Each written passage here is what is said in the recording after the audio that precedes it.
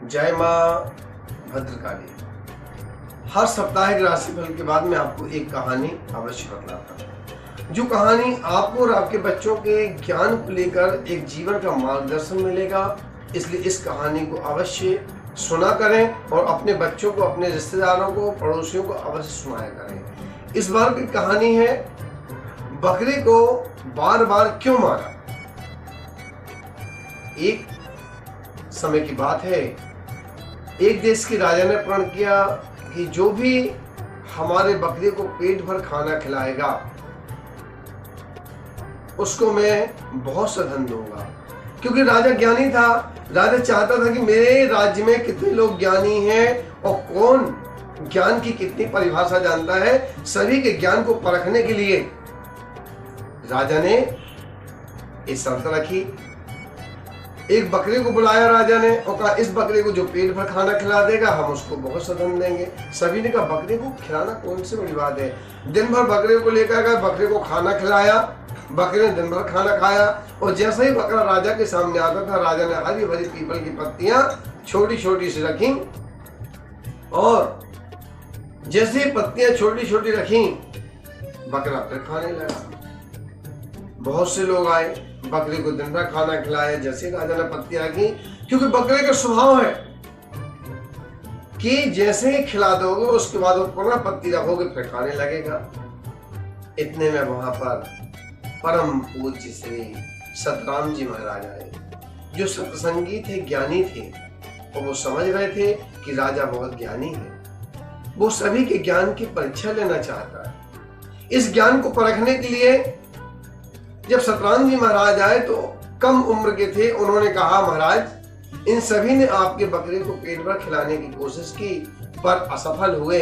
मैं भी एक बार इस बकरे को पेट भर खाना खिलाना चाहता हूँ, कृपया मुझे आज्ञा दीजिए। महाराज ने कहा, सबने कहा, महाराज ने कहा ठीक है। सब लोग हंसी उड़ाने लगे कि इतना सा योगी, इतना सा बालक और राजा की शर्त पे खरा कैसे उतरेगा। साथियों, ज्ञान अथाह होता है। कभी भी व्यक्ति शरीर से अन्य चीजों में ज्ञान से बड़ा होना चाहिए और ज्ञान से बड़ा जो होता है वही परमात्मा का परम प्रिय होता है। सतराम जी महाराज बकरे को लेकर अपने साथ जाते हैं और एक डंडा हाथ में रख लेते हैं। बकरे को ले गए और एक डंडा साथ में ले गए। जैसे ही बकरा खाने को होता एक डंडा मारते, बकरा थोड़ी देर बाद फिर खाने को आता फिर एक डंडा मारते, जैसे ही खाने को होता फिर एक डंडा मारते। दिन भर बकरे को एक दाना भी नहीं खाने मिला और जैसे ही मुंह लगाता था पत्ती में, हरी हरी पत्तियों में, किसी भी चीज में, उसको एक डंडा मार देते। बकरा का पेट सूखा, दिन भर ढूंढता रहा, न खाना न पानी दिया और बकरे को लेकर शाम को महाराज के पास आए। महाराज, मैंने आपके बकरे को पेट भर खाना खिलाया है। सबने देखा, अरे आज तो बकरे का पेट सूखा हुआ है और जी कह रहा खाना खिलाया है। कहा, महाराज आप चाहे तो इसकी परीक्षा ले लीजिए। जैसे ही राजा ने बकरे के सामने कुछ पत्तियां रखी, बकरे ने सोचा, नहीं नहीं, मैं नहीं खाऊंगा, क्योंकि दिन भर संत ने मुझे मारा है। और बकरी ने सोचा, यदि पत्ती खाऊंगा फिर ये डंडा मारेगा, इसलिए पत्ती नहीं खाऊंगा। राजा ने कहा, धन्य हो योगी, धन्य हो तुम।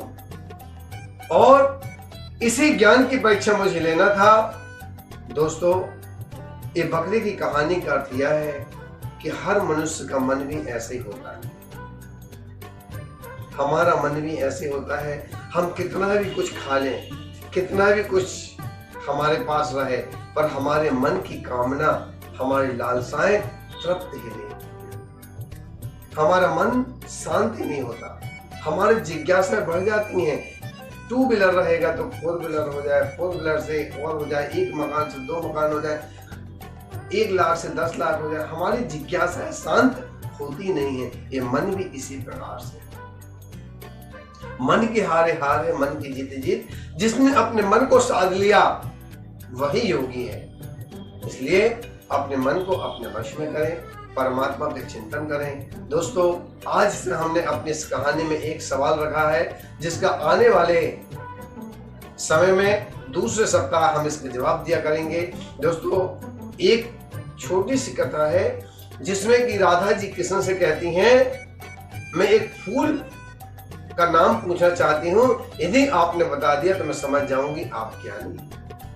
तो कृष्ण कौन सी बड़ी बात है, पूछो। राधा जी के बाग में फूला फूल सफेद, हंस हंस पूछे राधिका और किस नाम ना ले। आज के लिए इतना ही। जय मां। भद्रकाली ज्योतिष मन्नत धाम पुरवागढ़ा। Mobile number 9300347944 6262590643।